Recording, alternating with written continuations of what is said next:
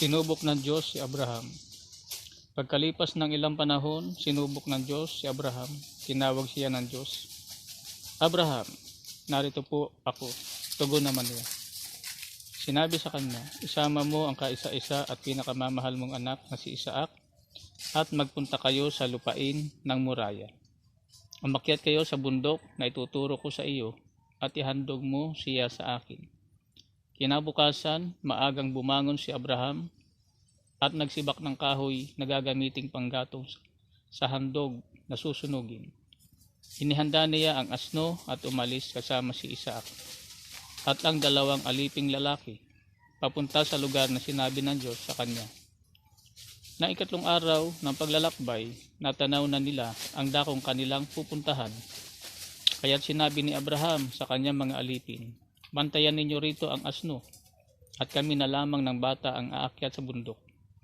Sasamba kami sa dako roon at babalikan namin kayo. Ipinapasa ni Abraham kay Isaac ang kahoy na panggatong. Dala naman niya ang apoy at patalim. At magkasama silang lumakad. Tinawag ni Isaac ang pansin ng ama. Ama, ano yon anak? Tugon ni Abraham, mayroon na tayong apoy at panggatong, ngunit nasaan ang tupang ihahandog? Tanong ni Isaac. Sumagot si Abraham, anak, ang Diyos ang magbibigay niyon. Kaya nagpatuloy sila sa paglakad. Pagsapit nila sa lugar na itinuro ng Diyos, gumawa ng altar si Abraham. Inayos niya sa ibabaw nito ang panggatong at inihiga si Isaac matapos kapusin.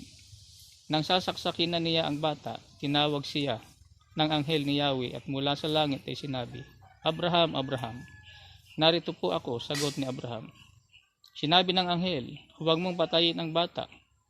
Huwag mo siyang saktan. Natitiyak ko ngayong handa kang sumunod sa Diyos sapagkat hindi mo ipinagkait sa kanya ang kaisa-isang mong anak. Paglingon niya ay may nakita siyang isang lalaking tupa na ang mga sungay ay napasabit sa mga sanga ng kahoy. Ito ang kinuha ni Abraham at inihandog sa halip na ang kanyang anak. Kaya't ang lugar na iyon ay tinawag ni Abraham na si Yahweh ang nagkakaloob. At magpahanggang ngayon, sinasabi ng mga tao, sa bundok ni Yahweh ay may nakalaan mula sa langit, nagsalitang muli kay Abraham ang anghel ni Yahweh. Ako'y nangangako sa pamagitan ng aking pangalan, Yahweh, sapagkat hindi mo ipinagkait sa akin ang kaisa-isa mong anak, pagpapalain kita. Ang lahi mo'y magiging sindamin na bituin sa langit at nabuhangin sa dagat. Sasakupin nila ang mga lungsod ng kanilang mga kaaway. Sa pamagitan ng iyong lahi, pagpapalain ang lahat ng bansa sa daigdig. Sapagkat sinunod mo ang aking utos, binalikan ni Abraham ang kanyang mga alipin at sama-sama silang umuwi sa Beersheba. Ang pananampalataya ni Abraham ay ipinakita niya sa Diyos sa pamamagitan ng kanyang pagsunod sa lahat ng iniutos ng Diyos. Ang utos ng Diyos, ihandog ang kaisa-isa at pinakamamahal niyang anak na si Isaac. At si Abraham ay naghanda, sila ay lumakad hanggang sa makarating sa bundok na paghahandugan. Ang pagsunod ni Abraham sa Diyos ay pagpapakita ng pananampalataya sa Diyos. At ang pananampalataya sa Diyos ay mahalaga at napatunayan ito ni Abraham na siya ay may pananampalataya sa ating Diyos.